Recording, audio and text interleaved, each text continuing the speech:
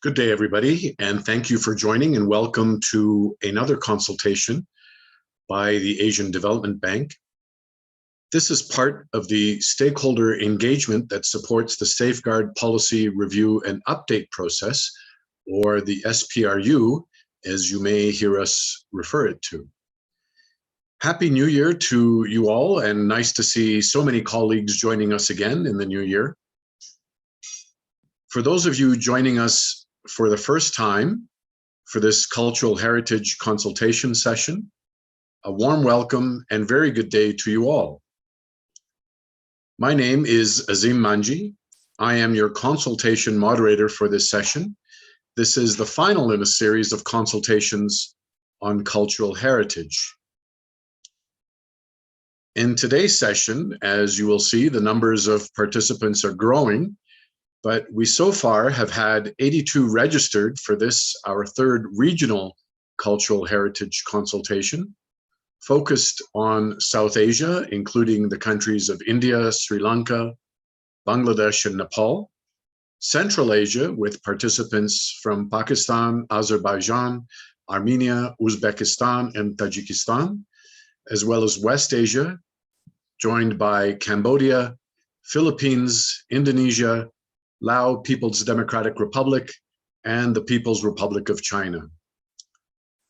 Of these, 58 are from outside the ADB itself, and we also have people joining from the UK, USA, Russia, and Kenya, where I happen to be right now. Half of you participants and non-government, including NGOs, independent consultants, academics, and researchers. I see we're also joined by some Indigenous peoples organizations and independent contractors. And some of you have attended our previous consultations, whilst there are new ones that I also wish to recognize. Your individual as well as collective knowledge, expertise, and engagement in these sessions are absolutely essential to their success. So a very warm welcome.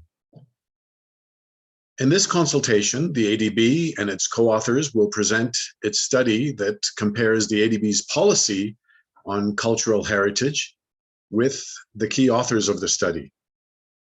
From the presentations, we're hoping that participants like you will share insights on the potential gaps of the provisions and implementation of the policy and propose recommendations to ensure the strengthening of the safeguards policy. Comments received from these consultations and thereafter will be considered in the final study report, which will inform the revision of ADB's standard on cultural heritage as it pertains to safeguards. These sessions, as you will have seen when you joined, are being recorded. Before I call on our speakers, here's a few gentle reminders. First, please join us from a quiet, distraction-free area. Turn off your microphone when you're not speaking, as well as your video. During the Q&A session, please ask questions by either typing them into the chat box in any one of our simultaneous interpretation languages or in English, or by raising your hand virtually. You will then be asked to unmute yourself and turn on your camera so that you can ask your question live. The Q&A moderator, as well as I, will remind you that you should please be respectful to all other colleagues and participants joining. And the Q&A moderator will manage the time to keep within our schedule for your benefit as well as ours. If you experience any IT-related issues, please type them into the chat box. You may ask for support, and one of our colleagues will assist you accordingly. As we're all joining by Zoom, here's a few guidance notes when using the important buttons. Simultaneous interpretation, as I mentioned, is available. To access this, please click on the globe icon found on the lower part of your screen and select the preferred language. Please select English if you wish to override any of the other simultaneous language interpretation functions. Press the mute original audio button so you can hear in the language of the simultaneous interpreter. In this consultation, we have options available in English, Russian, Hindi, and Urdu. May we also please ask that you use your proper name in the Zoom for our documentation. To change your name on Zoom, please click on the Participants button at the bottom of your Zoom screen. And on the right-hand side of the screen, look for your name. Click on the More button after clicking on your name, and click on the Rename button by right-clicking on your mouse or device. Type in your name, the agency you represent, as well as your designation, and then click OK. If you wish to send a message, question, share experiences, or provide feedback, click on the chat button and ensure that you're chatting with everyone. If you wish to comment or raise a question live in the language you prefer, go to the bottom of your screen again, click on the smile icon or the reactions button, and click the raise hand emoji. To speak, please unmute yourself and click on the microphone button. To show your video, click on the video icon. Of course, the ADB values diverse and informed feedback from the wide range of stakeholders assembled here today. So please allow me to reiterate the ADB's commitment to meaningful consultations. This safeguard policy review is in its second phase, and these consultations are intended to provide opportunities for stakeholders like yourselves to express your views and opinions on ADB's environmental and social safeguards in the most meaningful and safest manner possible. As stakeholders, you're encouraged to articulate your inputs and concerns during these consultation sessions. These will be video recorded and documented.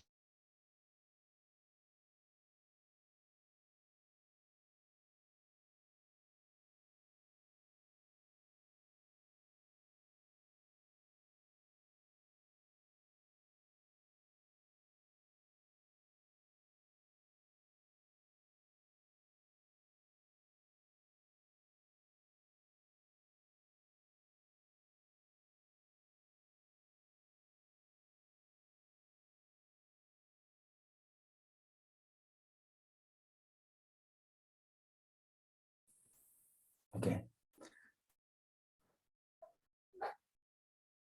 Hi, good afternoon, everyone. I'm filling in for Azim, who's having some internet connection issues. So my name is Gelson Garcia. I'm the Senior Stakeholder Engagement Specialist for the Safeguard Policy Review and Update. So I'm filling in for Azim for now. So if you could turn to the next slide, please. Thank you.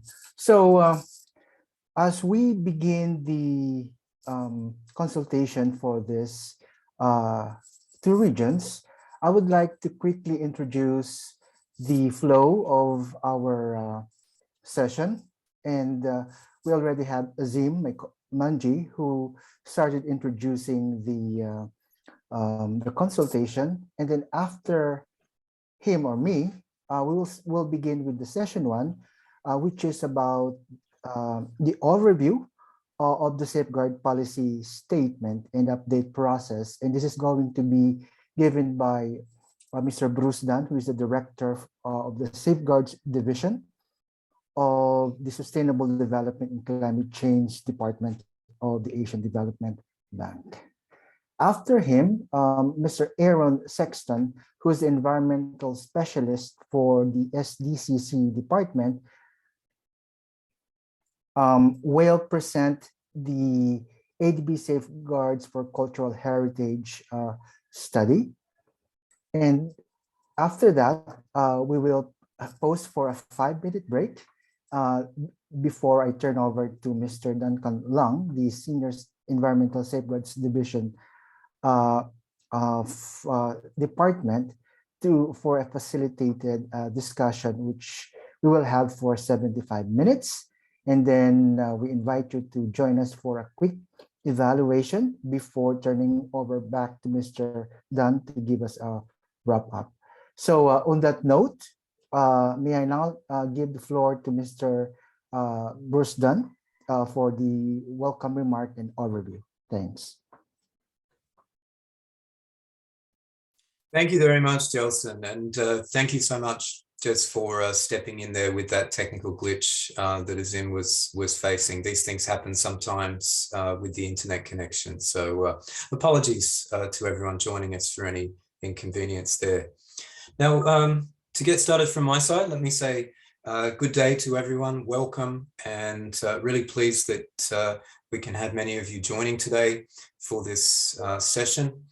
This is consultation, regional consultation on cultural heritage as part of the update of ADB's 2009 Safeguard Policy Statement. This regional consultation is actually the 8th thematic consultation topic that we have held so far. We held 7 previous sessions last November and December, and this session is actually the first ones that we're kicking off in 2022. And we will be continuing with a series of consultations, I think about a total of 21 or 22 different thematic topics that we're going to be covering. And the series will be running through this year from January up until May 2022. You'll be able to find further information on the program on our website, and we'll also be putting some links in the chat box for you to make it easy to access. Now, for today's consultation, I see that we've got a diverse and mixed group of stakeholders, mostly from South Asia and from Central and West Asia, that are joining us, as well as from other regions, as mentioned by Mr. Azim. We have participants from both governments and non-government organizations and civil society stakeholders, as well as international organizations, independent researchers, academics, and others.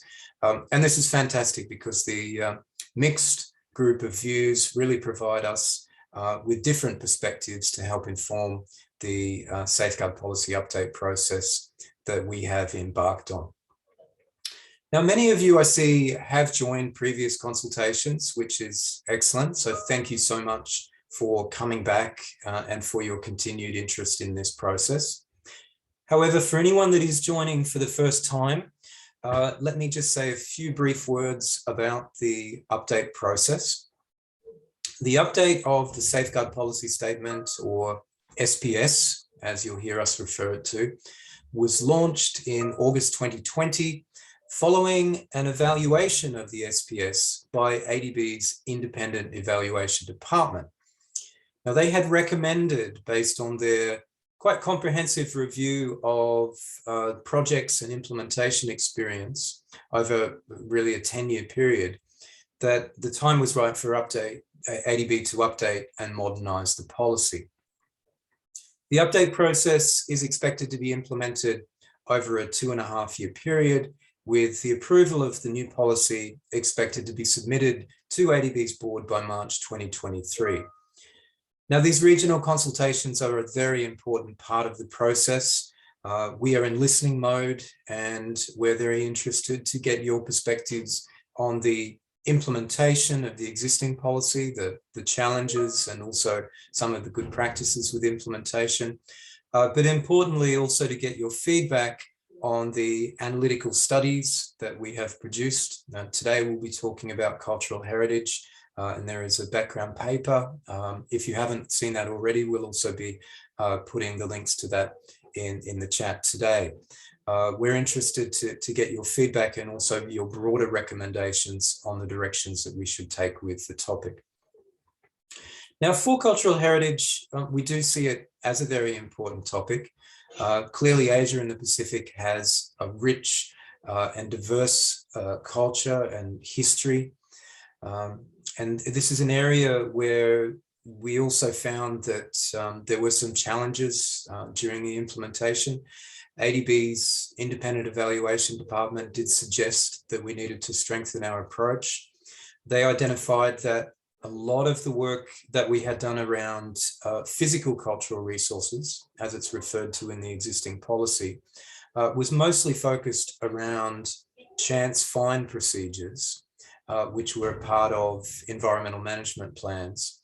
But the broader work around the assessment and management, particularly at early stages in project development, needed further attention. You'll hear more about this in the upcoming presentation. Also, the Independent Evaluation Department, as well as our own benchmarking study, has identified some gaps with ADB's existing policy in comparison to that of other multilateral financial institutions, including the fact that the current policy focuses on physical cultural resources, whereas other multilateral institutions have started to take into consideration intangible cultural heritage, which can be quite important in particular for a range of different cultural groups, including Indigenous peoples. So there's a number of issues that we'd like to discuss today. And to take us through an introductory presentation, I'll now hand over to my colleague, Mr. Aaron Sexton. He's an environment specialist in the Safeguards Division. He is leading this area around cultural heritage. And after his short presentation, we'll then be looking forward to hearing your views during the open consultation session. So thank you very much again for joining. And I'll now pass over to you, Aaron. Thank you. That's great. Thanks so much, Bruce. Good day, everybody, and thank you so much for joining us from so many locations around the world and making the effort to attend and support this policy consultation. We look forward to hearing your views and your thoughts once the presentation is complete. As you can see in the first slide, this is just an overview of the day's presentation, and I'll take you through what we've been doing during the Cultural Heritage Review and Update. Next slide, please. So during the policy review, we have evaluated our approach to the assessment and management of physical cultural resources, and also the approach of 5 other MFIs, which included the AIIB, the EBRD, the IDB, the IFC, and the World Bank. The review was undertaken to look for gaps and similarities across the different policies, and we identified areas that require attention, as well as we noted some emergent issues that are likely to require further attention in the future. Next slide, please. So as Bruce just mentioned, please be aware that during the presentation, the term physical cultural resources, or PCR, will be used as this is the term that we use in our ADB safeguard policy. Terms used by the MFIs include cultural heritage, cultural assets, cultural property, to name just a few. The term PCR was chosen in 2009 to harmonize with the World Bank's terminology, yet during the World Bank's update of their environmental and social framework, the term cultural heritage was selected. For those not familiar with the ADB safeguard policy, or SBS, the SBS sets out a series of policy principles that have been designed to ensure environmental soundness and sustainability across our projects. The SBS has 3 distinct policy areas: environment, involuntary resettlement, and Indigenous peoples. All 3 safeguard policies involve a structured process of impact assessment, planning, and mitigation to address potentially adverse effects. In the environment policy, policy principle number 11 is dedicated to conserving physical cultural resources, PCR. So the SBS defines PCR as covering all types of tangible cultural heritage, including movable or immovable objects, sites, structures, groups of structures, natural features and landscapes that have archaeological, paleontological, historical, architectural, religious, aesthetic, or other cultural significance. So PCR can be human made objects or natural features, or a mix of both, and they can be located in rural areas, urban areas, above ground, below ground, or underwater. They are at times listed in inventories, but often they remain undiscovered. So our safeguard requirements for PCR apply when there's potential to either directly or indirectly affect the PCR. And it's regardless of whether or not the resource is legally protected or not. And it stipulates that resources will be conserved through a process of environmental assessment that requires experts to conduct field-based surveys to avoid the PCR being damaged or destroyed. Where PCR is expected to be found during a project, specific measures will be outlined within a cultural heritage management plan.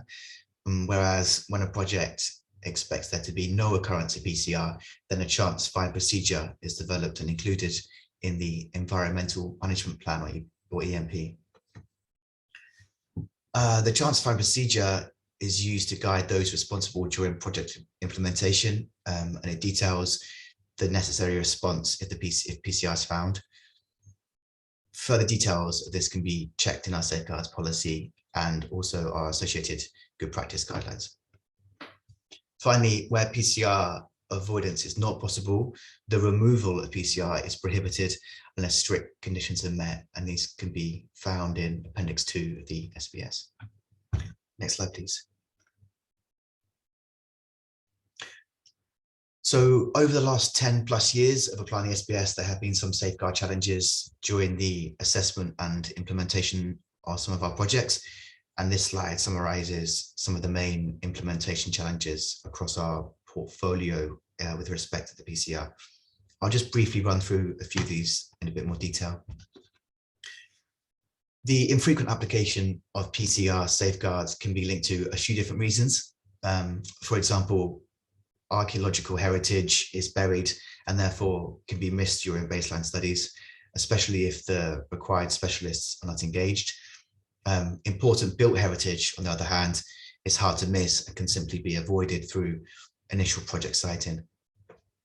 Another reason perhaps is that compared to other disciplines, cultural heritage specialists are often underrepresented among the bank's environmental and social staff, which is true of most MFIs. So it can be expected that the application of PCR safeguard measures is perhaps less frequent than other disciplines. It's also worth noting that heritage of importance to local communities can be left unprotected by national regulations.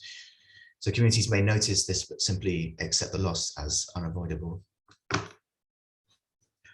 Across the 68 developing member countries, or DMCs, that we support, there's often a great deal of variance in terms of both the PCR located in each region and also the internal capacity standards and regulations within each DMC. While PCR experts are highly regarded within DMCs, a potential challenge is that the management or assessment of PCR may not follow international practice, which can lead to a misinterpretation of the importance of any given resource. If this occurs, there's a risk that the baseline may be insufficient, which I'll come to shortly, which can prevent a robust assessment, which then impacts the project. A PCR assessment is shifted to the pre-construction stage of the project. This can result in significant project costs, construction delays, project redesign, increased compensation payments, or increased land acquisition needs. Another challenge that we face as safeguard officers is that the policy currently lacks details around baseline data collection, and it only sort of sets out the requirement that field-based surveys are needed. With the lack of description of what is needed, assessment and reporting can be very varied. This absence of detail also restricts our ability to formally request additional surveys and assessments. The requirement of archaeological investigations is also not explicitly mentioned. Another area worth mentioning is that while stakeholder consultation is fundamental to the assessment process of each project, the current policy does not specify the need to integrate social and community PCR interests. This may result in important cultural features or resources not being recorded, assessed, and ultimately protected. The same issue was identified during the analytical study of the 5 comparator MFIs, which we'll discuss in the next slide. Next slide, please. So we undertook an analytical study to compare ADB's overall approach to assessment and management of the impact of PCR with that of 5 comparator MFIs. And overall, as you can see on the slide, the study found that the policy principles require strengthening and perhaps greater clarity or guidance to support implementation, which is likely to include the need for additional safeguard language. As the title, Physical Cultural Resources, suggests, The current policy only addresses physical manifestations of cultural heritage and does not address intangible cultural heritage, such as traditional knowledge or practices. This limitation is also implied in ADB's Indigenous Peoples Policy, where reference to cultural resources is focused upon physical resources. The analytical study showed that intangible cultural heritage is addressed by other MFIs, although in varying scale and scope. 3 MFI policies limited the protection of intangible heritage only to its commercial uses, whereas more stringent and wider reaching protection of intangible cultural heritage is exemplified by the EBRD and the World Bank policies that encompass practices, representations, expressions, and knowledge, amongst many other things. So providing some level of protection to intangible cultural heritage is something that we're interested to investigate further, and it'd be great to hear your views and opinions on this during the upcoming discussion. Next slide, please. So the next 2 slides show some areas that we think require further consideration. Overall, the ADB's approach to PCR relies on the impact assessment process and applicable national laws, which is quite similar to other MFIs. So from this perspective, ADB's policies will align with best international practice. However, specific cultural heritage requirements identified in the SPS itself are less detailed compared to other MFIs. So we now have an opportunity to address these areas, and you can see from the slide that we believe there is a need to better define cultural heritage, to create more guidance, to better appreciate what types of heritage exist and also how they're used. Next slide, please. So continuing from the last slide, there's more considerations here that we wish to address, which include to shore up assessment practices, improve data collection, enhance guidance provision, and to eliminate some of the recurrent issues you can see in the slide. If you have your own examples and experiences of these issues or examples of best available technologies, then we encourage you to share these views during the discussion. Next slide, please. So the analysis that we conducted also provided an opportunity to investigate emerging trends and themes. The analysis interrogated various documents from other MFIs, UNESCO, national regulations, and other literature on cultural heritage, and found the 5 key following points that you can see in the slide. So a need to better identify patterns of heritage in Asia and also sub-regions of Asia, improve assessment and protection of marine heritage, to address human burial in local community settings, excuse me, to improve assessment techniques through the use of technologies, and also to see heritage as an opportunity and not a barrier to any project. We intend to include these emergent issues into our continuing policy update discussion, and welcome comments from all you guys on these emergent issues or other areas that you may consider important or of interest moving forward. Next slide, please.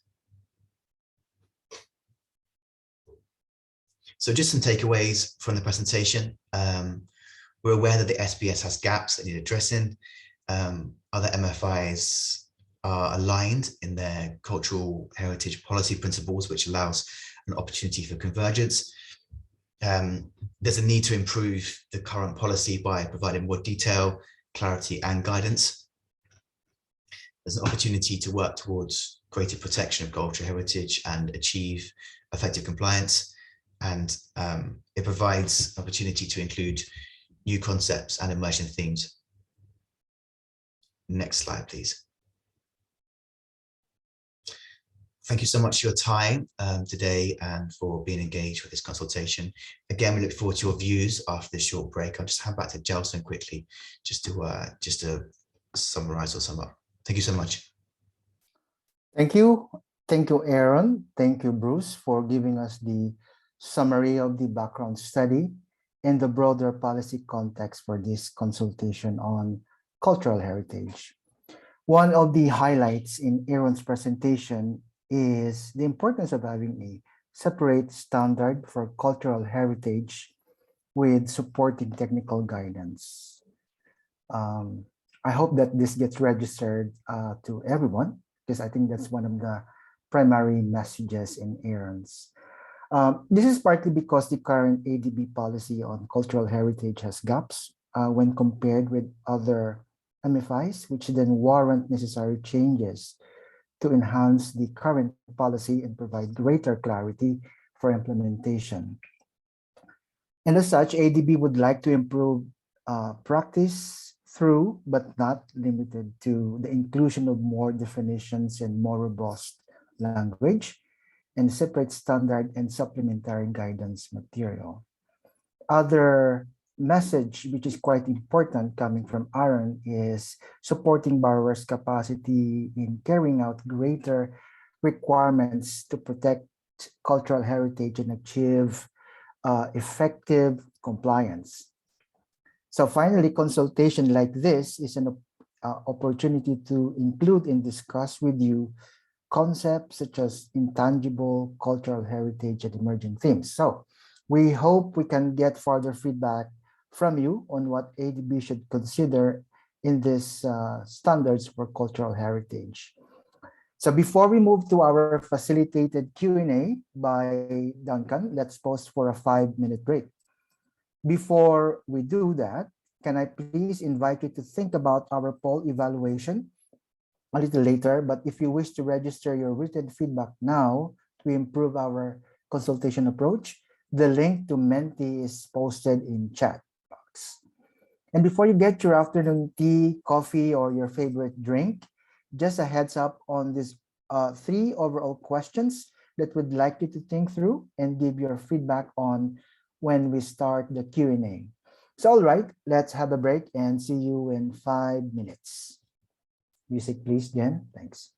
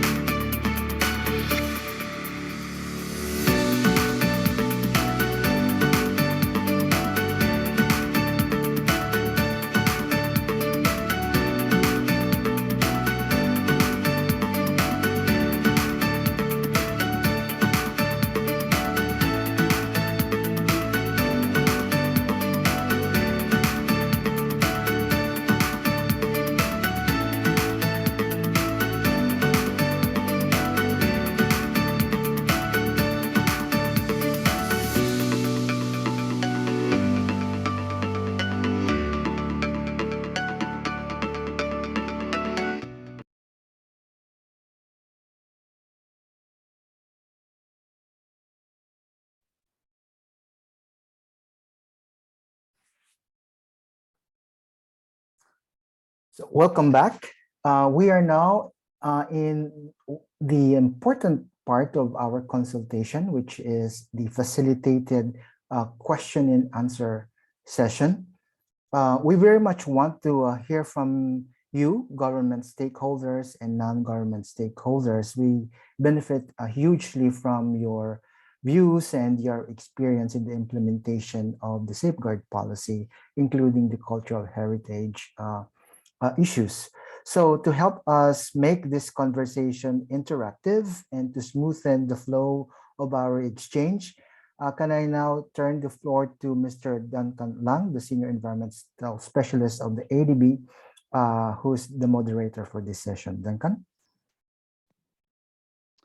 Thanks very much for the introduction, Jolson. Well, it's a pleasure to be here today and great to moderate this discussion with you. So if you could just jump to the next slide, please. So what we're going to do is we're going to do this session in a kind of a sequential way. We will start off with opening statements, sharing of perspectives and recommendations from anybody. We would encourage anybody to raise hands, and then I will turn the floor to you, and then you can provide your feedback. We would normally do a questions in advance after that, but we don't actually have any today other than one, and the person is not here, so we'll skip that question unless they do turn up. And then the third one is we'll go to questions in the chat box. So that will be the format today. And if we go back to the previous slide on the rounds, that would be great. So we'll do it in kind of two rounds, really. The first round will be, you know, those initial perspectives on what we've been talking about today. And then the second part will be about where the other comparator MFIs are, what we see as good in their policies, what we think is not so good, which bits ADB should pick up on or not. And also to think about some areas for good practice that are maybe not covered in the by any of the MFIs, as well as how we can better engage with CSOs, as well as governments, actually. It's important there too. So that's kind of the way we'll go, and depending on how much feedback we get, that will kind of lead the discussion today. So with that introduction, if there is anybody brave enough to raise their hand, it would be greatly appreciated to kick off the discussions today.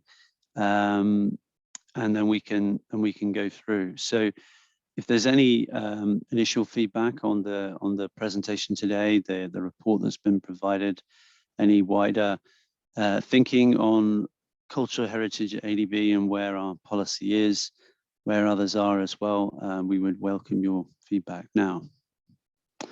Otherwise, I will have to asking questions of our team.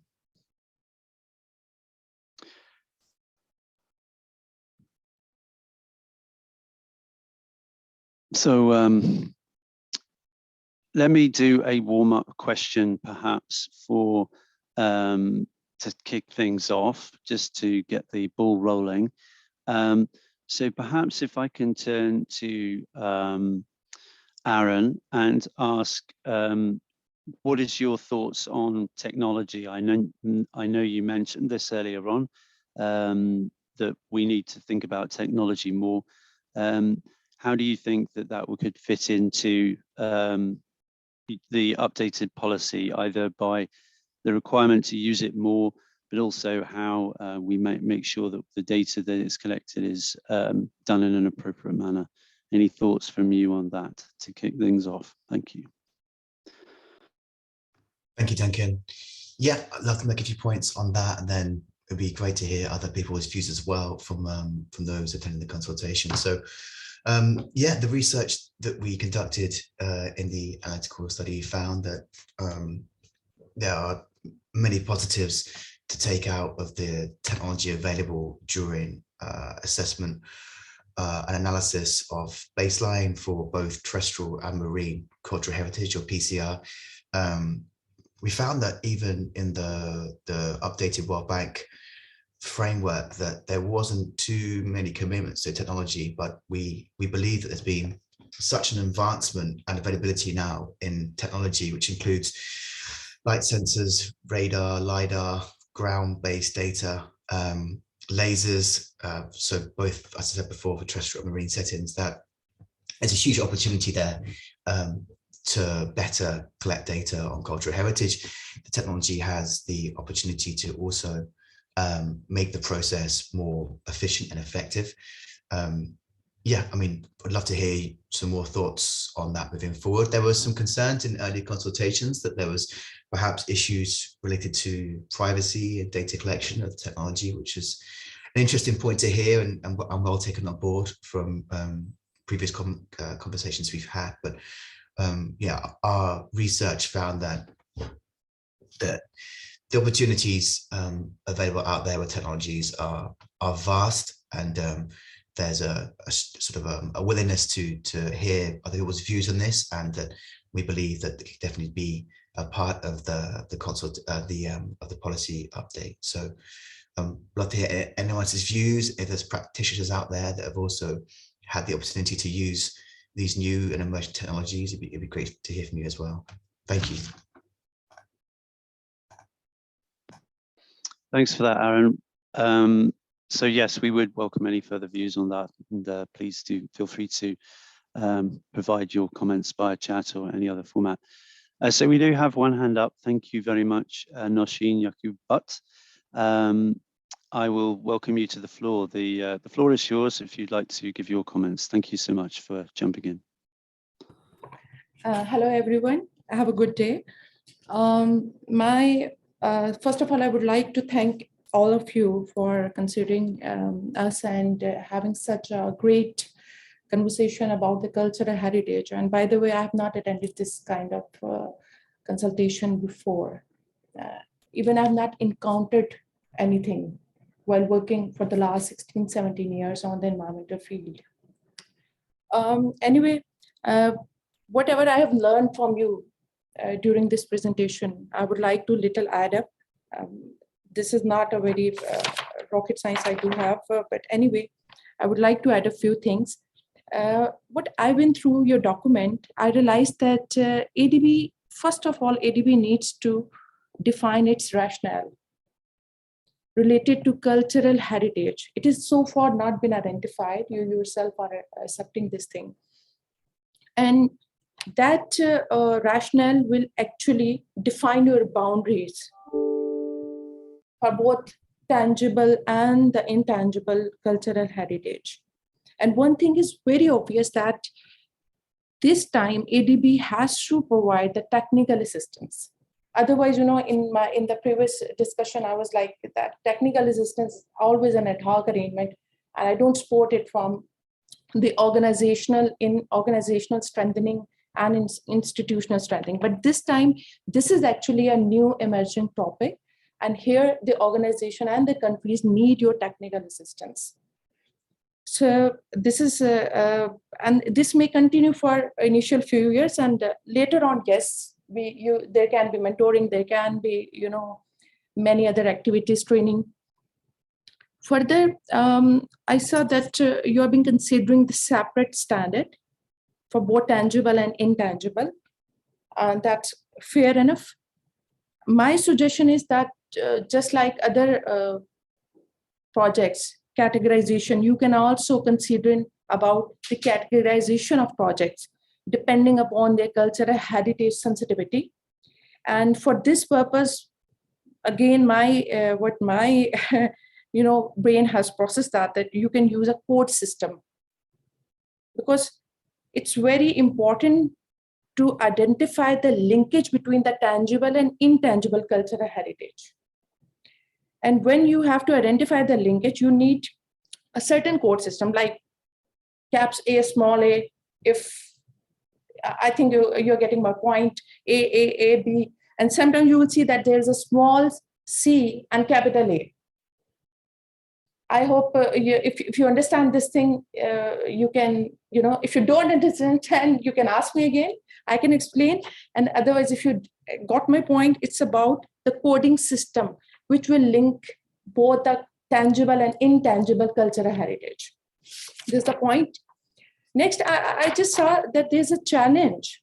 I mean, it's about challenge that there's lack of recognition, understanding, and awareness regarding the internationally designated sites when the projects they are proposed, that this is the challenge faced by ADB. I would say that in 1997, Pakistan, we have already identified many places, not all of them, of course, but there are many sites which have been identified, and they are possessed by both the federal government and the provincial governments. Out of 4, we have only 2 provincial governments who have developed their laws for the coverage of this cultural heritage. But the most specific formula and solution is that ADB can display on their website all those projects which are internationally have such importance.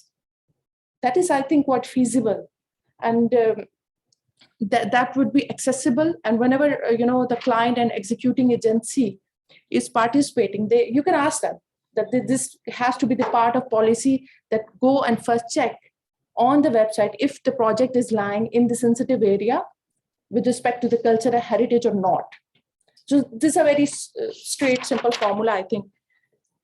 Second, I just sum up all this. I'm not so much technical again in the cultural heritage, but my understanding is that what is actually required here? We need identification, prevention of damage to the cultural heritage of any kind, but the most important, it's restoration. That is the most important. Now for the restoration, it, just like breathing, for life, we need oxygen. For restoration, you need finances, you need funding. So here you can club it with commercial activities, both the tangible and intangible. If you have a monument, okay, go and create, museum, and it can generate money. It can be maintained well. And for intangible, there are so many other ways. There are living examples in Chitral and in many other areas where, local culture is so much paid back to them that they don't adopt other modern culture. Otherwise, if you don't attack this commercialization, our intangible culture will not, I am really feel sorry to say that, but it may not last long because things are adaptive. We keep changing our languages, our culture, our styles, our mode of communication. We don't use horse carts now, but instead of, the vehicles, when we get urban modernized, well. So anyway, I would like to just sum up here. I don't know how successful I remain in explaining this all. And thank you. Thank you.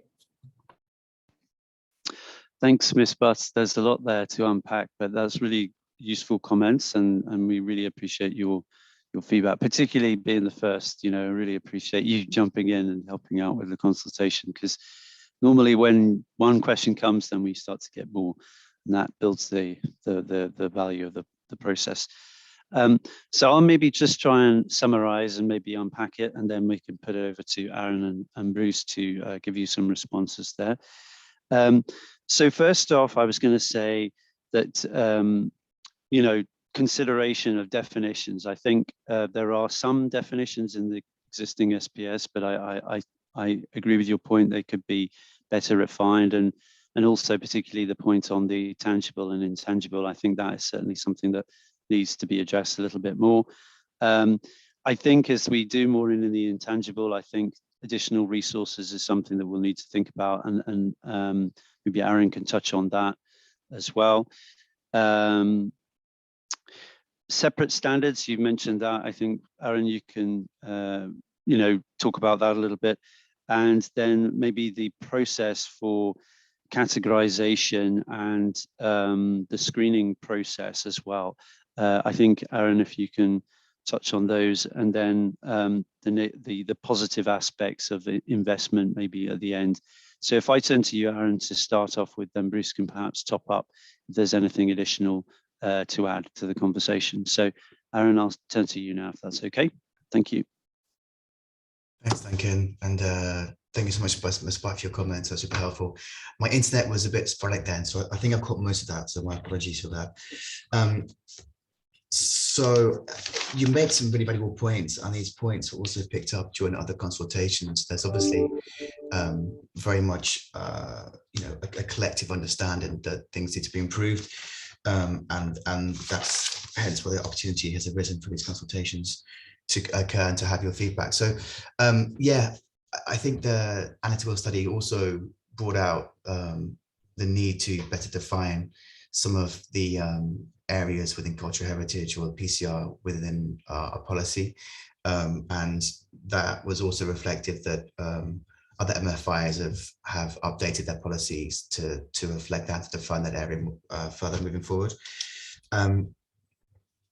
In terms of separate standards, I think that this process is looking towards heading towards that way more. So there's an intention now to have a separate standard set out for cultural heritage moving forward. That's under consideration at the moment, and hopefully separate guidance notes and supporting documentation and guidance will also be developed with respect to that, again, in the consultation process. I think at the point that I took out from your comments was the need perhaps to document cultural heritage in a local setting.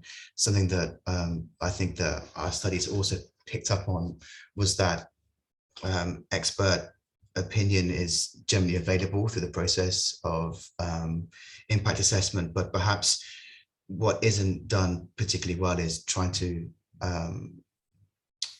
extract information from the ground, from local communities where cultural heritage often exists. And that's something certainly that we need to look for more in the future, and to build into the process, or to build into our view and update, that's a vital piece, a vital mechanism to uptake information from the ground, to make sure that we can protect heritage that might have not been documented or might have been overlooked at the national level. I hope that answers some of your comments, and thank you for them. I'll pass to Bruce for anything that I might have missed. Thank you.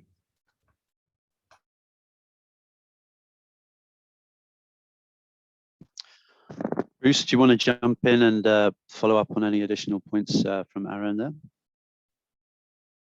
Yes, thank you very much, Duncan. I will just briefly. Firstly, thank you very much to Ms. Noshin joining again the consultation. You've joined some of our previous sessions last year, and it's really appreciated to have you join again today and share some of your views. I'd like to just pick up on a couple of things. So yes, certainly, as Aaron has said, we need some clear definitions in terms of what the policy should cover here with respect to cultural heritage. The current safeguard policy statement speaks to conserving physical cultural resources and avoiding destroying or damaging them. We need to expand and build on that, and then look at the coverage of tangible versus intangible, and what really are the definitions of that. So that is something that we would be working on through the next stages of the policy development. Then next, you mentioned very clearly the need to provide technical assistance in this area, and that's something that we have had mentioned in other consultations, both by members from developing member countries, civil society, and also academics, recognizing that this is still an evolving and more emerging areas. It's less developed, say, than environmental impact assessment, cultural heritage management. And importantly, one of the recommendations coming is it's not so much the what, but very much the how. And so we would recognize that. And I think certainly as part of the rollout of the new policy, we need to look comprehensively at training and capacity support and longer term programs of support. Now, related to that, and one of your other questions was about, or one of your other points, I should say, was about the designation of sites. Now, of course, countries do have, to varying degrees, their own registries and information about important cultural heritage sites. We've also got sites of international significance, such as through UNESCO. They're fairly well known and can be documented and can be used as part of screening processes to identify projects potentially at risk. But what we're understanding also is that a lot of sites that are not on those listings, and it's really a challenge then to do the baseline assessment to identify those sites, particularly information for sites being held at community levels and the need to consult with community levels. But one of the recommendations that came from a consultation that we had last night on this topic was linking technical assistance and working with our developing member countries to support national profiles. And these could be living documents supporting government agencies to develop these over time that can then be used and fed into the screening process. So be interesting to get your feedback or feedback of others around that and how that could be built on. Screening and categorization, yes, certainly. We're looking at a more integrated screening and categorization process for the new policy. I think cultural heritage, as you've suggested, would need to be part of that process and developed more than we have at the moment. So I'll just stop there. I think just a few additions to some of the points that Aaron had raised already, and yeah, be happy to pick up further on any points if you've got. Thank you. Thanks, Bruce, and thanks, Aaron. Ms. Butt, is there anything else you'd like to feedback or respond to the information provided by the ADB team? Thank you so much. I think in the upcoming discussion and further things will get better revealed how they are going, because it's really a new topic and emerging. I think it's a big challenge both for ADB and the DMCs as well. So thank you so much for these deliberations. Thank you. Hi, Thanks, Duncan. Sorry, I just don't know where to raise my hand. That's why I couldn't raise my hand. But in connection with Ms. Butt's point and explanation given, if I'm allowed, I can raise a relevant point at this point, if it is possible. Yes, go ahead, please. Okay. Thank you. My question is that I have seen those impact assessments and all those things in terms of the Mangla Dam in in disputed territory of Kashmir and in Diamar Bhasha Dam. The issue is that once those tangible or intangible assets are identified, there are reports of impact assessments and everything is there. What happened next? There aren't any arrangements in place, and there is no way to hold those governments to account when they submerge those assets in the dams. And ADB and World Bank and all those agencies actually fund those projects and responsible for destroying those cultural heritage forever. And there isn't any arrangements in place to revisit or to find those assets or to have a any sort of their existence for future generation to come. So my question is, what ADB and World Bank and the other agencies who invest in those projects, they are pay millions of pounds for consultancies to do the impact assessments, identify, document those things, and then they submerged. And nothing left for future generations. For instance, for Mangla Dam, whole of those generations have uprooted. They lost everything of the significant of centuries of cultural heritage, religious, and others. Some of structures still exist in the dam. When the dam goes, the water level goes down, they're still there. But there is no restoration, no one can visit them again, and they are out of bound or they have completely lost. So what is safeguards available for that? Thank you. Thank you, Sada. So look, I think I'll turn to Bruce. I mean, I think we would always say avoidance is number one for us, but I think Bruce can expand on that and give you some points on those particular projects that are mentioned as well, because I think there's maybe a different understanding of those with respect to ADB. So anyway, I'll leave it over to Bruce. Thank you very much. Yeah, thank you very much, Duncan, and thank you very much, Mr. Khan, for joining today and for sharing those perspectives in relation to the Mangla Dam. And I see also in the chat you'd mentioned the Diamond Bastion Dam. Now, these are not projects I believe that ADB are involved in funding, and I'm not familiar with the details of them myself. Of course, we can always find opportunities to follow up with my colleagues from the operations department in Central and West Asia, who manages our work with the developing member countries in that region, including Pakistan. So I won't speak on specifics in relation to the projects, but I think you raise a number of very important points which have a broader interest around how do we assess, and then how do we manage, and how do we assure avoidance of impact. So I'll speak more specifically to those issues. Firstly, one thing that we'd like to do through this update of the policy is to have a stronger, more robust policy. And then secondly, and linked to that, strengthen implementation. And our key objective is really to ensure that we avoid or minimize adverse impacts to people and to the environment, including cultural heritage. So that's our first priority as part of this policy update process. Now, one thing that our existing policy promotes is what we call a mitigation hierarchy. And that is one where avoidance is the key priority. And that's where you should be focusing your efforts. Now, the situation that you talk about where important cultural heritage has been lost is certainly not something that we'd like to support through our projects or projects that we finance.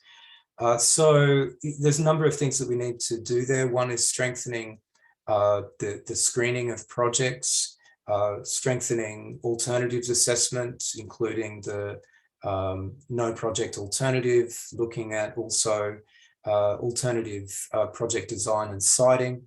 But of course, you need to go through a process of baseline assessment, consultation with stakeholders to identify the important heritage. This is always going to be an issue also of understanding its importance and looking at its significance, understanding whether there is important heritage that needs to be protected, so complete avoidance of impacts, versus minimization of impacts. And that is something that's, of course, going to be subject to technical assessments and consultation, as well as the regulatory requirements and protection measures at a national level. So that's primary, and that's areas where we need to strengthen in terms of the assessment processes. Then secondly, to the other part of your question, which is really around the accountability. Now, we recognize through this process that the implementation of environmental management plans or other forms of management plans needs to be strengthened. We have legal agreements with our developing member countries or clients from the private sector, which are intended to ensure that there is accountability for the actual commitments that are made through environmental management plans.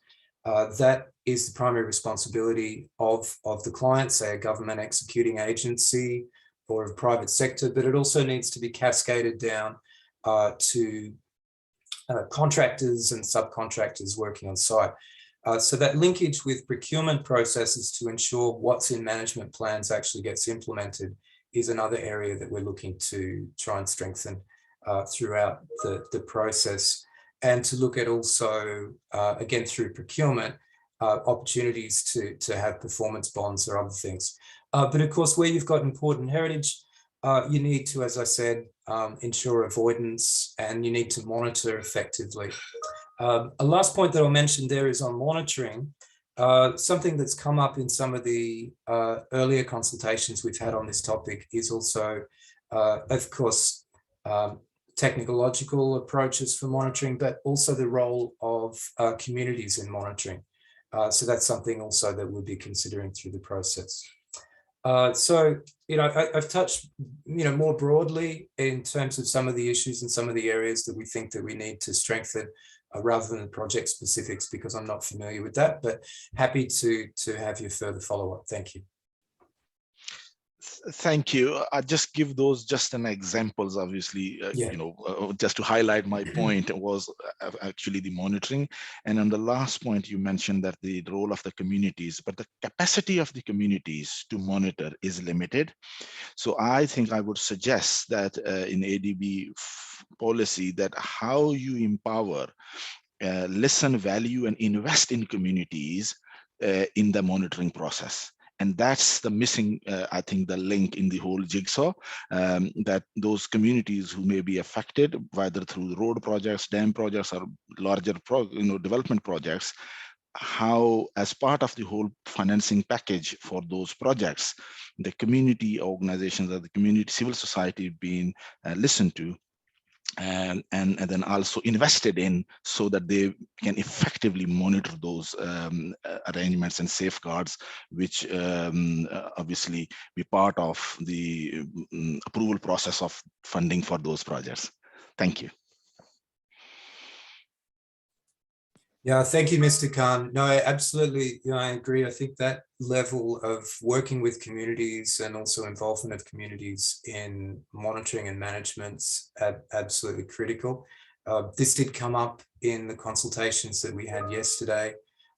We had some good recommendations actually coming from a number of representatives, including from Indonesia, around the need to involve local communities and, for example, custodians of important cultural heritage at a local level through a process identifying important cultural heritage, because not all of it, as I mentioned before, would be included on registries, and then looking at appropriate management, monitoring measures. And it was also pointed out to us quite clearly that that is essential as part of the consultation process, and may be more important or a good supplement to expert assessments, particularly when cultural heritage is not very well known. So that's really important. And I would say also fundamental when it comes to intangible cultural heritage, because of course that is much more in the local domain. So your points are really well taken and come on top of the ones that we've received yesterday. So thank you again. Thanks, Bruce, and thanks, Mr. Khan, for those useful interventions there. Very helpful. So we have two questions in the chat. So if I could now, Tatia Gvineria from Georgia, would you like to jump in and respond? Well, give further details on your comment. If not, no problem, I can read it out. Tatia, floor is yours.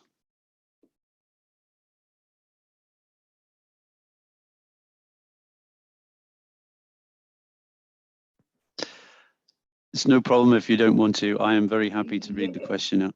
You're there. Okay, wonderful. Over to you.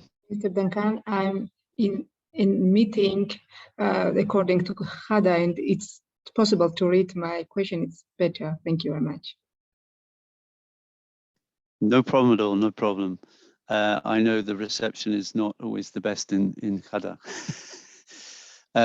Okay, so in terms of discovering new facilities, I think the most important thing is the inventory that should be done by the state. So this is really considering, thinking about state level activities, something that we actually covered a little bit yesterday. So Aaron, maybe you could provide feedback on how we could maybe integrate, that aspect into our thinking, and getting on board the governments in the different countries to develop their inventories better to understand what is the cultural heritage, so that we could indeed try and avoid it in the first place. Aaron, any thoughts from yourself on that point? Thanks, Tatia. Yeah, this was brought up during yesterday's consultation, and there were some interesting points made, I think, that were touched on previously about the potential to create profiles for different countries to somehow better record and then obviously protect PCR moving forward. And yeah, it's certainly a challenge that's been well noted in the studies, and something that we looking forward to sort of developing the concept further into the future. Yeah, I don't have too many more comments at this stage. I'm not sure if anyone else wants to come in to make some further comments, but just to say that this is very much in our thoughts, and it's been brought up through previous consultations. Thanks, Aaron. Tasia, does that cover everything for you, or would you like any further thoughts? I appreciate you are in Qatar, so it may be difficult for you to respond. If not, I'll move forward.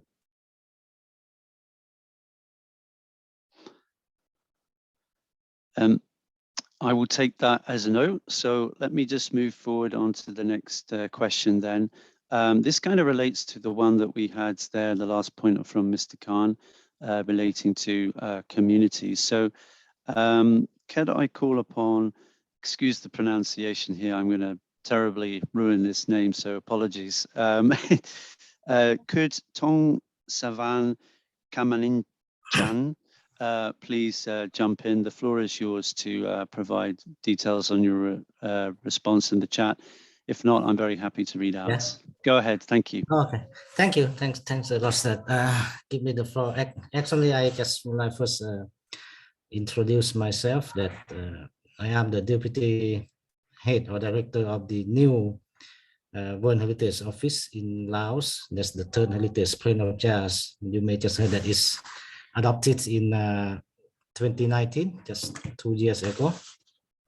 So as I raised these questions because right now I am working directly in the local level or community level.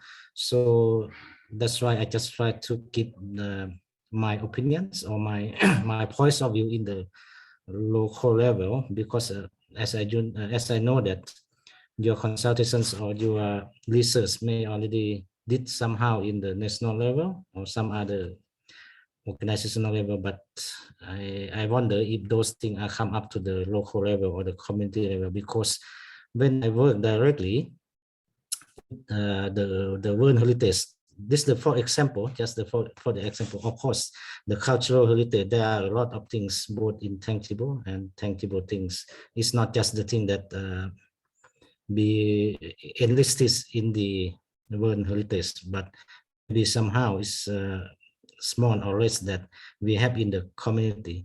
So in this case, I just would like to know, or maybe if you already put on the policy is good, but what I would like to see that aside from maybe the ADB will support any countries in the national level to look after the cultural heritage in the future, do you touch base or do you have any detail or any plan that upon supporting the national level, then you can come with the community level? But I mean, there's something more should go to the community way in the support, both the technical knowledge or technology, or as well as the I can say the fund or something, because from my experience working here a couple of years with the community, those who will take care or sustain the cultural heritage in the future is the community themselves, as well as the people in the local level. Of course, the national level, they just look at the policy, but the person who will protect the materials or the exact things, it will be the people. If we can encourage them, give them the knowledge, and then more technologies that we have nowadays, I think that would be more appropriate. So that's my question is try to elaborate if do you have any idea or any detail supporting in your policies? Thank you. Thank you very much. That's a very valid question, and I think it's something that we are looking into, certainly. So maybe I can turn to Aaron initially, and then Bruce can follow up. Mr. Kaman Chan, excuse me if I got that wrong. Aaron, fine. You call my name. It's right. It's Kamani Chan. Yes, thank you. Okay, thanks so much. So Aaron, over to you first. Thank you. Thanks, Duncan, and thank you, Mr. Tsuzubaitadan. Yeah, again, great points made and well noted. This was brought up during yesterday's discussion again. There were some comments that were suggesting that there's perhaps a gap in the skill base needed to record and to work within this particular field. So that's one aspect. So even at the national level, there is a need for more people to work in this field. There's definitely a gap between the community level and the national level in terms of the understanding of cultural heritage. And that's something that has been brought up time and time again in different consultations. I think a key thing from my side, from what I've understood through the consultations and through the study, is that it's the way that we can extract the information at community level through consultations is going to be vital going forward. It's going to be imperative that we build into the policy or the guidance that interaction between the community of where the PCR is and what its value is, how it's documented. That's something that we've heard time and time again. It's something that definitely we'll need to take forward. So yeah, your point is duly noted. Thank you.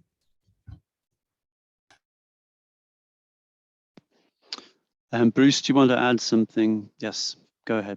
Yeah, thank you very much. Yeah, I would like to add briefly, and thank you so much for joining and for those comments, Mr.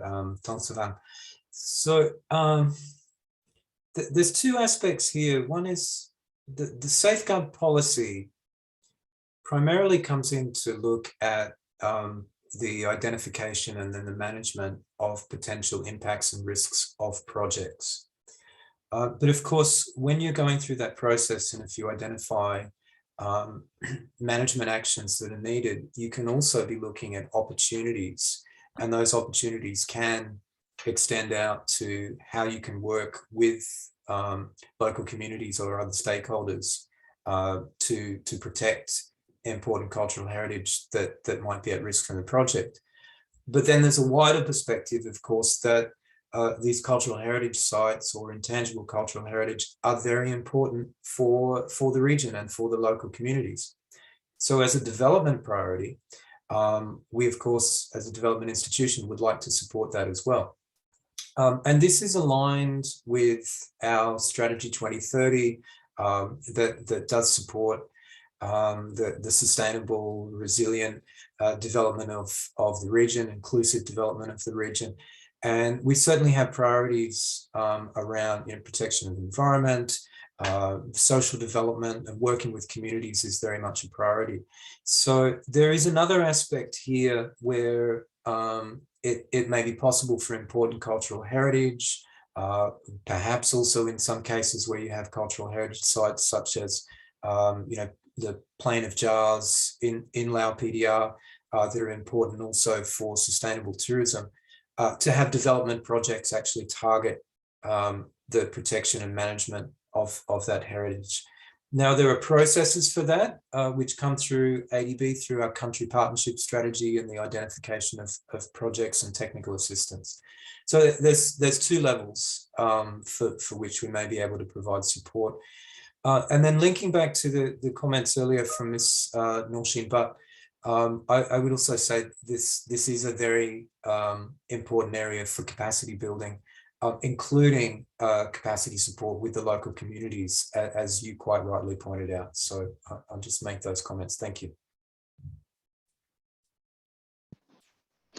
Thanks very much, Bruce. Mr. Tongsavan, is that helpful comments to you? Is there anything else you'd like to add? Yeah, no, thank you for especially for Bruce, Mr. Bruce's insights. So I think that's right, because we have two aspects or two things that we can look further in terms of the next collaborations or the policy alignments. I think that's clear for me. Thank you. Thanks very much. Maybe I could just add as well from that perspective that in our policy, we also, while the national level sites are important, we also, cultural heritage for ADB is not just based on designation. We still have to, if it's important to the community, it's important to ADB as well. So that always has to come into our thinking as we're developing our impact assessments, etc. And so maybe that speaks as well to the point made by Tatia there, that we need to look into that at a local level, and also to yourself there, Mr. Tongsava. So maybe I can now turn to Christy Andelicio. If you would like to jump in on your comment that you made in the chat box there. The floor is yours. Hi, Duncan. It is just a perspective, an insight, a contribution for the discussion. Thank you. Well, I think it's a very valid one. So, you're welcome to talk it through more, but I'm very happy to bring it out in the conversation for people, because I think we have talked about this a little bit, the intangible side of things, and making sure that we document everything. And, using good systems to do that is something that I think we want to improve on. So if you want to add to that comment, no problem, but I think I can ask the team to give you a response to it as well. Is there anything you want to add in person? I'm very happy. The floor is yours if you'd like it. If not, the guys will give you some feedback. All right. I think that would be all, because I think it is important to not just focus on the tangible cultural aspect, but also for the intangible ones, because the intangible ones are those that are more vital when it comes to the indigenous peoples, because we are protecting their indigenous knowledge systems and practices, and also their customary laws. And I think it is better to highlight those facts. So I think that's all. Thank you. Thanks very much. So maybe this is a good point to Bruce. Would you like to jump in and talk about how we want to do a more integrated assessment? Because I think this is where that would come in. Thinking about indigenous people, etc., is part of what we're thinking about with a much more integrated assessment approach with the revised SPS. Over to you. Yes, certainly. Thank you, Duncan. And thank you very much to Ms. Andelicio. Really great comments, the ones in the chat, and also what you've just said verbally. So I'll cover a couple of aspects. Yet firstly, the interrelationships between cultural heritage, indigenous people, local communities, as well as other connections, such as the relationship between nature and cultural heritage. We've got many important cultural heritage sites which are natural features. So there are strong relationships, and we can't just look at a standard on cultural heritage alone. We need to, of course, look at how its assessment fits into wider environmental and social assessment processes, and then the linkage to these other areas, such as how do we identify and manage through stakeholder engagement and consultation processes, linkages to biodiversity and sustainable natural resources, linkages to indigenous people. So we would like to address this more comprehensively in the new policy by, one, having a more integrated assessment process. ADB's current policy is fairly fragmented. We have environmental safeguards, then we have involuntary resettlement, and then we have indigenous people safeguards. We'd like to take a more integrated approach, and that would start with a more integrated screening process. So we'd like to develop now instead of 3 separate screening processes, we would still have screening for individual areas, such as for different aspects of environment, including cultural heritage, but we would bring those also together and look at the linkages and the interrelationships and synergistic impacts. So that's something that we're planning to do as part of the policy update. And then I just note 2 other things from your comments in the chat. You mentioned cultural mapping, and we certainly agree that that's going to be a very important process, particularly when we're looking at intangible cultural heritage and the need to work with local communities around that.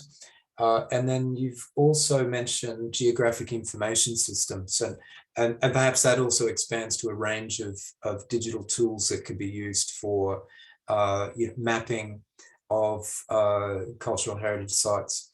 I would note, though, we had some clear points raised in earlier consultations also about the need to manage risks of technologies. We had comments clearly when working with local communities that they need to be informed and understand and also guide the use of technologies and also share protocols. For example, for some cultural heritage, it may be at risk if that information is shared with the general public, or there may be, say, culturally sensitive information or indigenous knowledge that needs to be protected. So there are some protocols also to think about there. Thank you. Thanks, Bruce. That's very helpful. Do you have any further response there, Ms. Andelesio?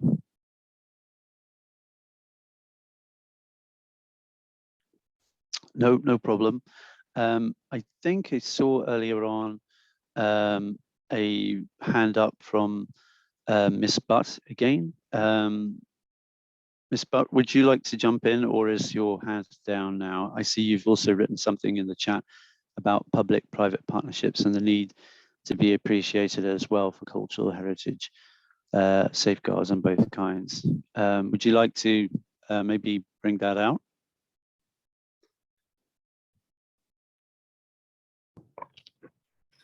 I think I have to jump again in the conversation.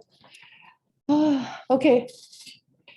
Well, my point was very clear. We are the community participation as far as cultural impacts and the heritage is concerned is far most important. The public-private partnership is another aspect in which the government and the private sector, they both involved and they get into more feasible project.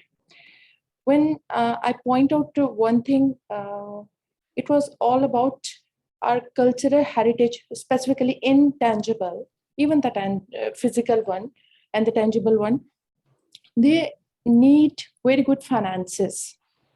Most of the countries, already the borrowing countries are asking for, loan for completion of project. These are the side projects. They won't be able to spend huge amount on the restoration of these sites. We need to work on the smaller side projects near the vicinity of these projects, where we could work on the cultural heritage preservation, on the restoration, and the money generation is far most important, because that would actually manage them and it can support the community as well. And what ADB role is there? ADB role is quite technical in this all. I feel that ADB can provide a technical assistance and the guidelines involving the local bodies, the government bodies, invoking them how these public-private partnerships can actually work on, how the small projects, micro to mega even level project can be carried on to preserve these natural or cultural heritage in terms of both tangible and non-tangible. So this is my very small point, but you again brought me into the discussion, so I elaborated. Thank you. Thank you very much, Ms. Butts, and sorry for bringing you in if you weren't. You were just making a small point, so no problem. But I think you raise an interesting point there about opportunities. Perhaps, Bruce, you might feel this one might be interesting for you to respond to. But I do see that's an interesting idea for this PPP model for cultural heritage and maybe even natural heritage, about how to mobilize finance for doing that and preserving those things, and then also getting that community buy-in, because it could be done at a very local level, but under a broader program. This would be less safeguards, but more project development and implementation, I guess. So, Bruce, any thoughts on that? Yes, thank you, Duncan, and thank you again to Ms. Butt. Great comment. I mean, I think a number of times you've pointed out the need for technical assistance and also financial resources, and that's always a limiting factor. The region has such rich and diverse cultural heritage, and some of it is not known and well understood, and a lot of it is also under threat. So we do need partnerships for management with local communities, and to get the private sector working in development projects or in partnership with governments on board would be really important. So I think that's something we should recognize and look at potential models. I would just briefly mention one interesting experience we've had is working in India with the Jaipur Metro, so large metro project in an urban development context, where actually through chance find some archaeological findings were identified and uncovered and protected and made a feature actually within the community. There's a very interesting video that's been put together of that. That was a project that we were involved in. But through the project, actually, as well as then wider support from the government, a lot of resources were put into the protection and then long-term documentation and management of an important cultural heritage site. So I think you can bring through some development projects new financing for some of these, but that's something we have to consciously aim for and should recognize. So thank you again for raising that. Thanks very much, Bruce, for that. So I guess we've had quite a lot of feedback really on the the study and what we've been recommending in it, etc. But if anybody has any comments on any of the other comparator MFIs, what they're doing right, what they're doing wrong, also on aspects that we should be going in a different direction on, how we could work with CSOs better, and also any other emerging issues. I mean, we talked about intangible cultural heritage as an emerging issue. Great. Well, I see we have a hand up. Ryan Hassan, thanks for jumping in. The floor is yours if you'd like to provide your comment. Over to you. Thank you. Thank you. No, that was a very rich discussion and learning a lot while listening. So my point is basically about, it's a twofold point. The first one is at the initial stage, looking at the policy architecture of the safeguards, how would you assess the risk on intangible cultural heritage or even tangible cultural heritage, which is going to be meaningful in a manner where project implementers can assess what that risk is? So high risk, medium risk, or low risk, and then understanding that all the way through the project cycle from the perspective of compliance and non-compliance by borrowers in mitigating that risk. So in case things go south and local communities feel that their cultural heritage in some way has been affected because of the project, then how would the accountability mechanism be triggered? And this goes back to the question about using cultural heritage as a particular standard for the safeguards. But then I'm trying to figure out how that standard is going to be meaningful in terms of compliance and non-compliance on borrowers. Hope that makes sense. Thank you, Mr. Hassan. Well, I've got quite a bit of experience on the compliance review, but I can say that Bruce is probably the best place to answer this because he's the director of safeguards and how it would fit in. But I think it's important to say about we already have a number of these things in place with our projects, and any project can go to accountability as of right now. It doesn't matter what category it is, and the mechanism is always open. But anyway, I think Bruce can give you full details about how it would fit, and maybe, you know, higher risk projects and maybe how different that might be compared to a lower risk project. Bruce, do you want to provide feedback? Thank you. Yeah, sure. Thank you very much, Duncan, and thank you, Ryan Hassan from the NGO Forum for joining and for that really good points that you just made. So, I you know, reflecting on this one in part in terms of how we would normally go about screening, risk assessment and management processes through environmental and social impact assessment processes, just as a starting point. One, you need to identify what are the physical or intangible cultural heritage that might be at risk. And that can come through a number of processes. Of course, as we've been mentioning already in the consultation, you've got you know, national registries or local registries of sites.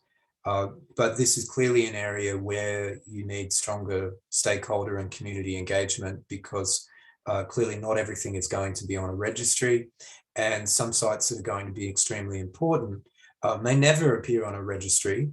They're important to local communities, but may not be, you know, recognised in the national capital, or there may not have been the assessment and recognition given to those sites. So I think firstly you've got that process of baseline assessment and screening to what's known, then the stakeholder engagement process to broaden that out. Secondly, you have to go through and document very clearly significance. Now, some of that significance comes through already international or national recognition. For example, you've got World Heritage Sites that are already recognised as being of international importance. So that gives you some measure of significance. National registries will also have usually certain levels of consideration for cultural heritage. But then you need to further vet that with local communities, particularly for those sites. And intangible cultural heritage in particular, or cultural heritage that's important, say, for Indigenous people, may not appear in those registries, but may be highly significant. So that is something where you need to obviously do the assessments, do the consultations, and then document it to come to some measure. Then following a sort of an assessment, impact management approach, you then need to make some decisions about, you know, do we need to categorically avoid impacts and then make sure the project design responds to that? Or do we then put in place some management measures of differing kinds, and then ensure through the project documentation, environmental management plans, cultural management plans, Indigenous peoples management plans, clearly specifying the management measures and the accountability that would be in place, who's responsible, what they need to do, etc., within the project. So, you know, I think that typical approach to impact assessment and management is still very valid here, but there's some big issues that we're hearing in the consultation process in the last couple of days on this one. One is that we really need specific expertise, and that's quite diverse and very specialized for cultural heritage. You can't just have environmental, you know, someone who's trained in environmental impact assessment to do this work. You need specific expertise, and then you need the cultural communications and dialogue with the local communities to make it work. If you take all that framework in place and you've got the clear documentation, then clearly you've got a basis for accountability. Or of course, if that's not being done, and that's where we need to specify in the policy what needs to be done, then of course that's another place for accountability to come in and judge that, you know, we've not followed through on what we've committed to do. So sorry for the lengthy response, but I just sort of wanted to set out, you know, that there is a process, and that also gives us a base for accountability. But it'd be great to hear more from you with any further reflections. Thank you. Thanks, Bruce. Mr. Hassan, have you got any responses to that? Yeah. Well, thank you, Bruce, for addressing the need for having a good assessment upfront in the early stages of the project cycle. I mean, that's where I guess front loading the assessment is going to be important, and this is a very specific skill set at the ground level to identify social and physical cultural heritage, right? One thing which we've noticed, and I don't know if this came across in the discussion today, it is the fact that you've got various parts in Asia where particular sites have cultural significance, religious significance, but they are subject to their popularity, so to speak, depending on different times and seasons of the yearly calendar. So pilgrimages, which are quite often quite popular in South Asia. You see a lot of migration of people coming into particular spaces, both for natural and religious purposes, as well as sometimes it's shrines and temples and places like that, where you see a lot of cultural mingling as well. Now, when you build infrastructure around particular areas, a lot of the accessibility to these sites might be affected. Now, you will not be able to understand whether those routes are affected unless you do a seasonal assessment throughout the yearly calendar as to when people are coming and going. And is that often in the registry of the government? The answer is probably no. So you need that local know-how of the specialist who's going to do these surveys to not only look at the temporal assessment of the project at hand, but rather looking at the assessment from a broader timeline as to what it means for the people. So yeah, that's I guess my 2 cents worth. Thanks, Mr. Hassan. I think that's a very valid point. Perhaps, Bruce, I see you're open to maybe respond on that one as well. Yeah, no, just acknowledging really great points. Three things to mention. So I do think upfront work, baseline assessment, firstly screening baseline assessment is going to be very important around cultural heritage. Again, there is some space to take a risk-based approach in terms of the level of assessment, level of detail, depending on the importance of the area culturally, but you need certainly a good level of work up front to be able to understand the dynamics. That expertise, that's going to be very important at the project level, but just to note also, within ADB, we've certainly got staff that have got experience working on cultural heritage, but we do think that we need some dedicated positions and expertise. So that's something that we're going to be looking at as part of the implementation and institutional arrangements for the policy update. And then lastly, your points around the seasonal aspects, religious pilgrimages, etc. It's a great point. Hasn't come up in previous consultations, so thank you for recognizing that. I think there can be aspects of seasonality in assessments, like, for example, what we do around biodiversity assessments, where we recognize that species may only be present at certain times.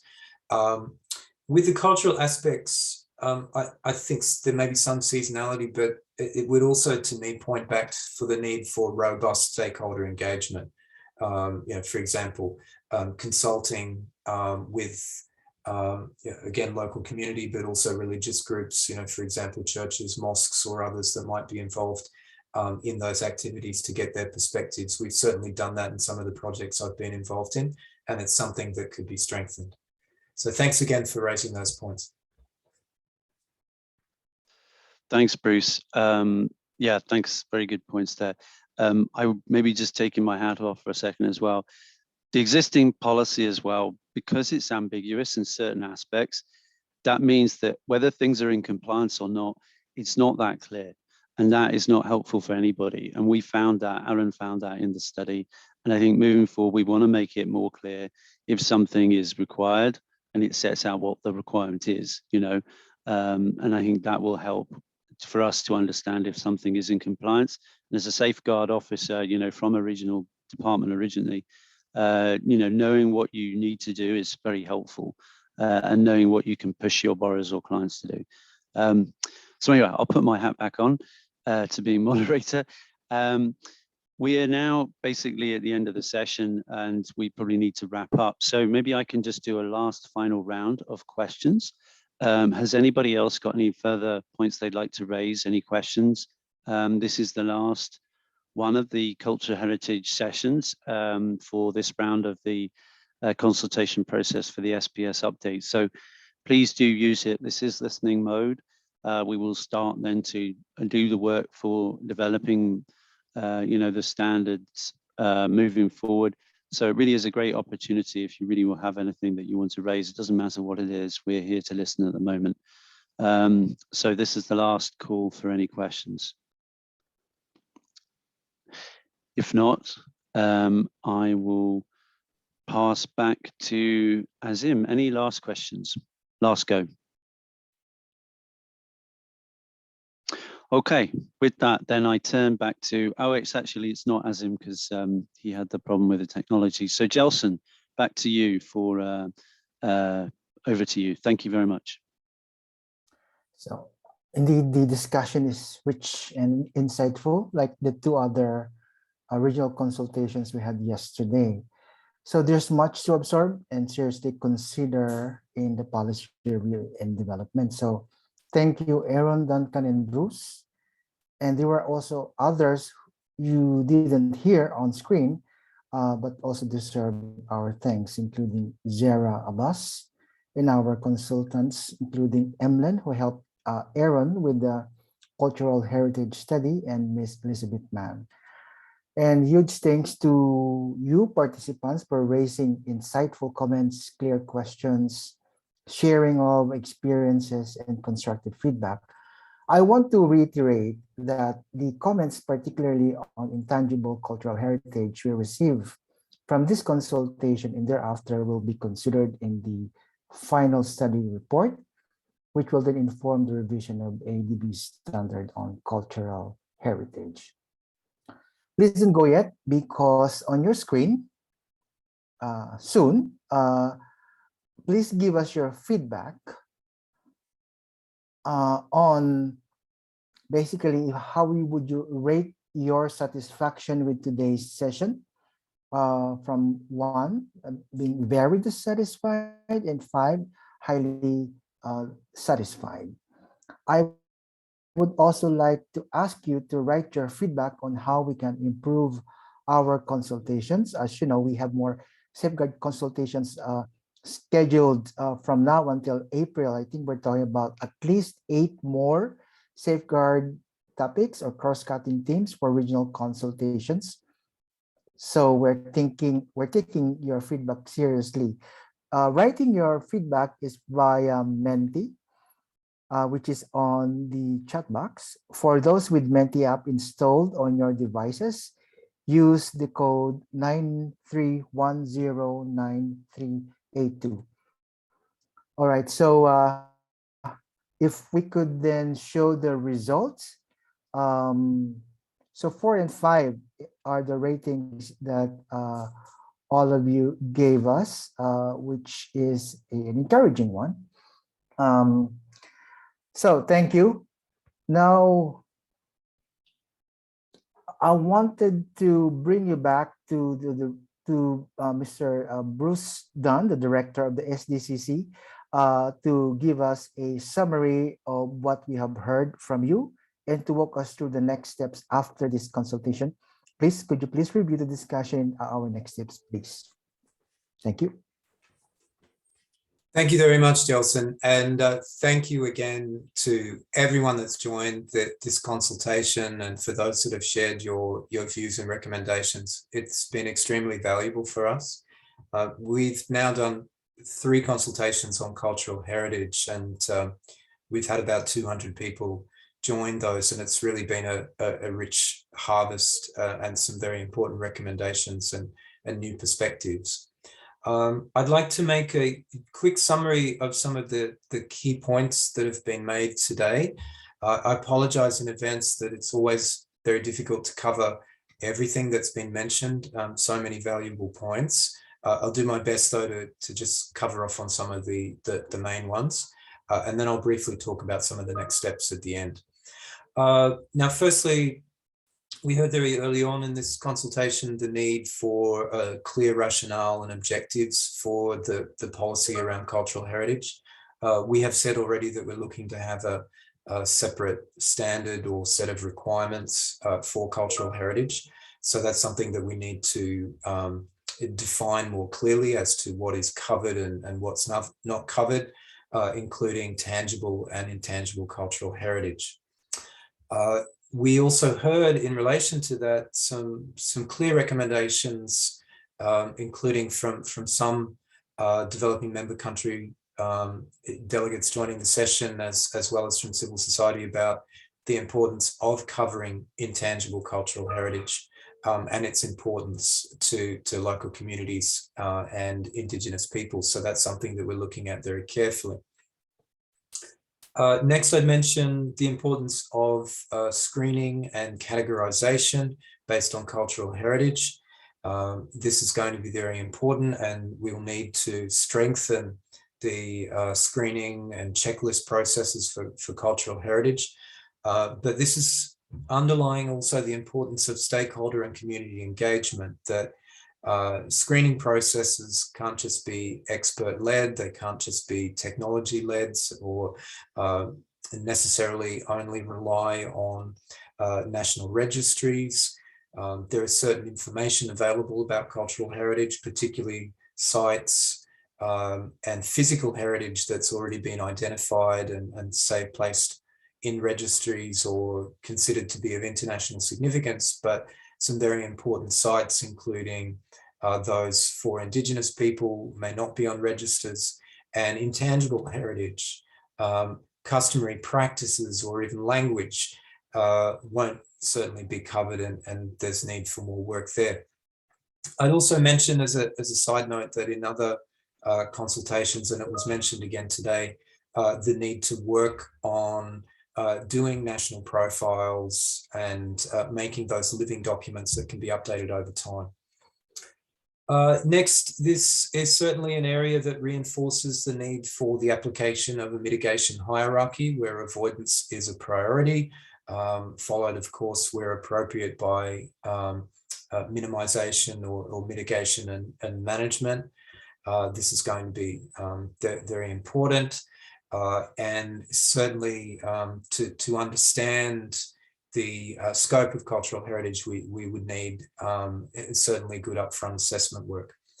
Baseline assessment, talked about some of the challenges of that, given that certain sites and cultural heritage values would be known, but a lot is not known. So again, it underlines the needs to work with governments, but also experts and with local communities. Next, I'd like to highlight, of course, when we have identified the need for management and protection measures, you then need to look at appropriate measures. Now, this may require long-term funding, and it may require also working with local communities. We heard some very good comments about empowering local communities, helping to build their knowledge, and then also helping them to be able to manage resources in the long term. That can require support in various different forms, including funding. We also had recommendations around opportunities for private sector or for public-private partnerships in relation to that. Then we heard multiple times around the need for capacity support and technical assistance out to governments, but I think also out at project levels and out to local communities. And I would note here that as part of the rollout of the new policy, we would like to accompany that with a capacity support program. And I think cultural heritage would certainly be an area that needs to get some support there. we would also see, beyond the project level, beyond safeguards, beyond looking at just the management of impacts and risks from a project, cultural heritage, protection and management is an important area for the values of the region and for development in the long term. There are opportunities and needs to invest, including in some cases for sustainable tourism. And that should be an area of investment separately. And I noted before that this is something that could come through our social development programs or other programs for support and financing through our country partnership strategies and technical assistance. So that's something that needs to be explored. And of course, there's a linkage sometimes between, you're identifying issues through impact assessment processes or through safeguards that can then channel for helping to identify investment needs as well. I'll also mention, there's a great point raised by Ryan Hassan around the need, I should have mentioned this in baseline assessment, but the need to consider seasonal aspects in areas such as cultural and religious pilgrimages, and that links also to the stakeholder processes. Then second to last, accountability. Of course, you need to have a clear policy in terms of what the requirements are to have a benchmark for accountability, but then that has to be backed up by having very clear management plans and requirements for borrowers and clients that can ensure that what is put down in a management plan is actually implemented. So we've covered a lot of ground today, and this certainly adds on to the rich discussions that we've had in the two other consultations. In terms of next steps, we will be making a summary of the session, which we'll be sharing back with stakeholders that have participated, and then in due course posting on our website. The recommendations will also feed into the update of the analytical study. We will be finalising a full analytical study on cultural heritage, as we are with other topics, and then we'll be disclosing those on our website for, of course, further comments. And then we will be feeding all of this into the development of the draft policy. So today we've been in listening mode. We're going to be taking that forward into the actual drafting of the policy. And then, of course, in the later stages, as we've indicated in our stakeholder engagement plan, we'll be having further consultations on the draft policy itself. So with that, I'd like to again thank everyone tremendously for joining today. This concludes the consultation, and let me just lastly say, please take care and stay safe. We still have a lot of challenges with COVID-19 that's affecting many people across the region. So do stay safe and well. Our thoughts go out to people that are being affected at this very difficult time. So thank you for taking the time to actually join us. All right, take care, and until next time, thank you.